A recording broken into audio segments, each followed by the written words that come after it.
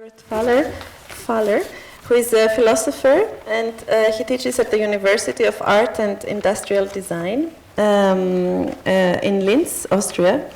And he's also a founding member of the Viennese psychoanalytic research group Studi Cadenti. He received the Best Book Published in 2014 award by the American Board of Professional Psychology for his work The Pleasure Principle in Culture, Illusions Without Owners, published by Verso, and the Missing Link Award by Psychoanalytisches Seminar Zurich, Switzerland in 2007.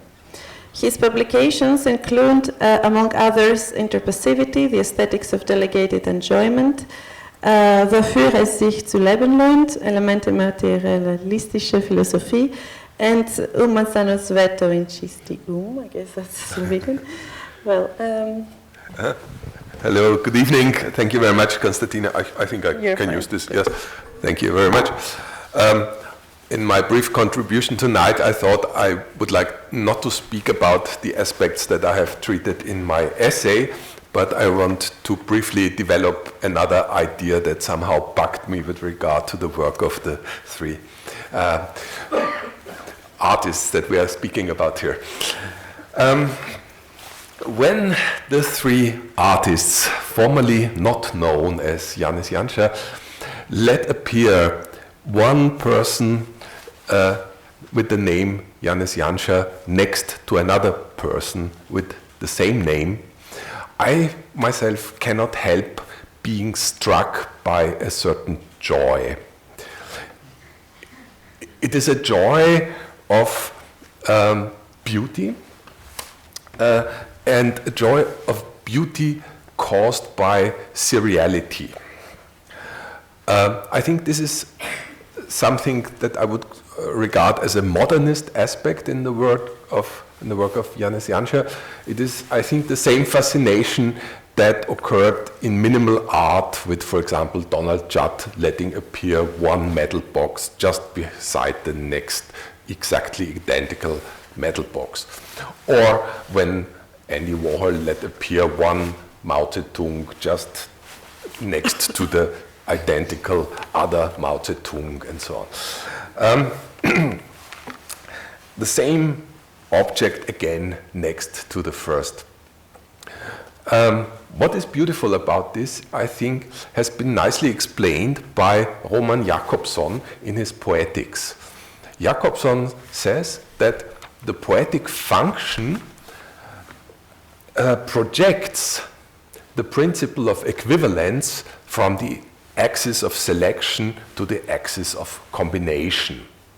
This a bit technical formula can, I think, easily be illustrated and explained. So, equivalence is the relationship between all the words that we can insert in a certain place in a phrase. It's a kind of vertical, virtual connection that connect all the elements that could be placed in the same place. On the other hand, we have the axis of combination, which would be, for example, a sentence where the words that fit together in a sentence would appear next to each other. Now, the poetic effect, according to Jakobson, arises precisely at the moment when something that pertains to the same axis of selection appears in the order of combination.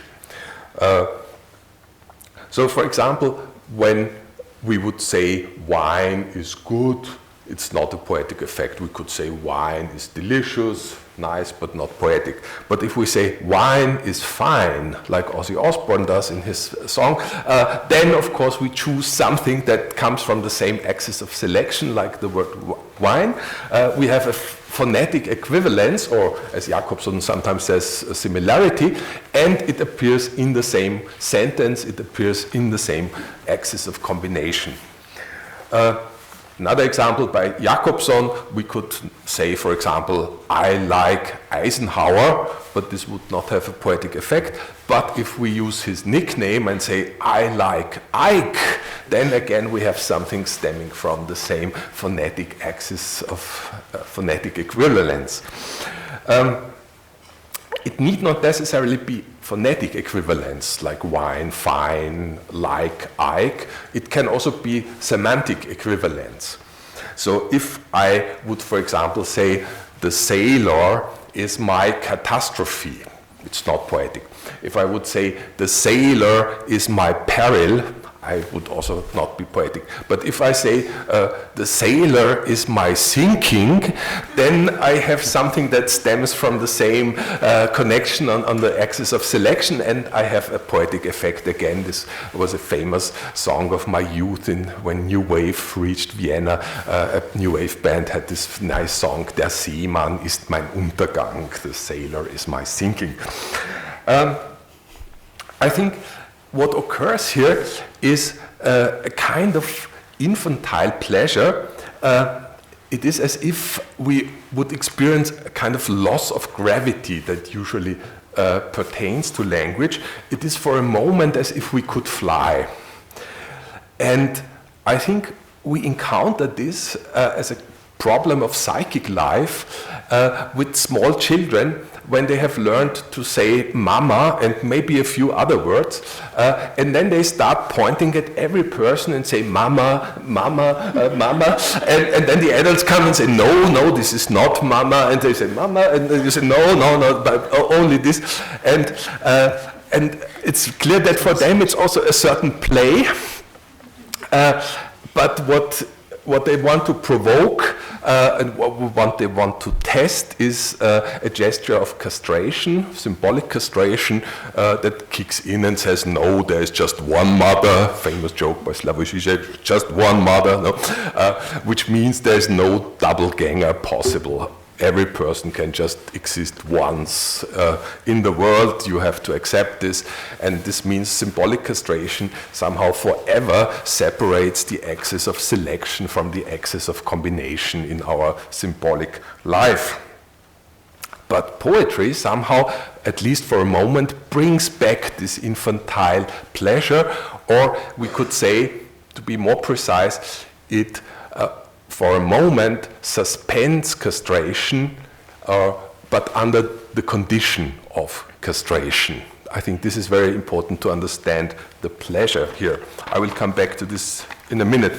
So it is for a moment as if we wouldn't have to make a difference between the axis of selection and the axis of combination. I myself experience this sometimes. I sometimes dream of poems that I speak, and in these dreams I can say long poems that all consist of one word, always the same word, but it's a whole poem and it has meaning, and and I'm very delighted, but of course when I wake up I can't repeat this dreamt poem. It's a dream of a poem, but it's not a poem. And only in lucky cases in my life I sometimes find such a poem as a ready-made. For example, in my neighborhood in Vienna, where I lived as a student, there was a shop that would sell maps and globuses and all things that pertain to geography. And this little shop in the suburbs of Vienna had a very nice shop announcement or advertisement that had 4 words, and these 4 words said Weltstar Planet Erde. So world star planet Earth. I would say this is a perfect Jacobsonian poem, putting 4 words in that are equivalent into one sequence. That's a dream of a poem with a perfection that I never achieved in my poor poetry. Sigmund Freud has encountered this in his book on the joke as a technique that brings about pleasure in like 2 cultural practices. In first case in the joke, and secondly in the riddle. In the joke, Freud says it often appears that we derive pleasure out of using the same verbal material, the same syllables, but in a combination that make a difference between 2 homonymic words.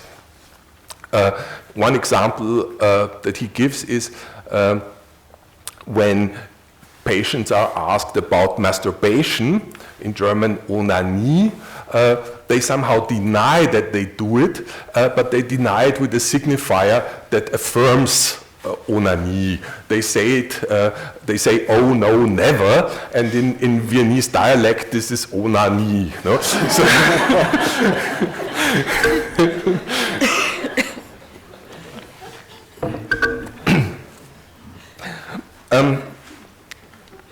Freud then recalls the example of a famous Austrian philosopher of the beginning of 20th century, Franz Brentano. And this Brentano used the same technique in order to make funny riddles. This is unfortunate because even the Freud translator didn't manage to translate these riddles into English. It's very complicated somehow to translate this.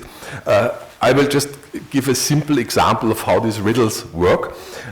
It was just, again, 2 lines contained the same syllables but with different meanings. And in order to let people guess what these words were, Brentano replaced the syllables by the syllable dal. So if I would give this riddle to you and I would give you the famous and well-known song by Amy Winehouse, Rehab, my riddle in the sense of Brentano would sound like this. They tried to make me go to rehab. I said, dal, dal, dal. Yes, I've been black, but when I come back, you'll dal, dal, dal. I ain't got the time. So you would then insert the syllables no, no, no, and when I no, no, no, and so on. Apparently, also the contemporaries of this philosopher Brentano found this game a bit annoying. And so he embarrassed all his colleagues constantly with his dull riddles. And so at some point, one colleague brought to the other the news that Mr. Brentano was going to marry, although he was already a little bit old. And this astonished colleague, but a witty colleague, immediately said, dal, dal, dal, dal, dal, dal, which meant in Viennese dialect again, Brentano, Brent ano, which means even Brentano is still burning in dialect. That was his answer. And here I come to my conclusion. I think the annoyance that Brentano caused by his audience is understandable. And I experience the same when I tell my friends or colleagues, you know, there are 3 Slovenian artists and they all have adopted the name of Janez Janša, and they say, oh, and they're a bit annoyed. And I think this is a marker of castration. If you are not annoyed by this a little bit in the beginning, then you are not castrated enough.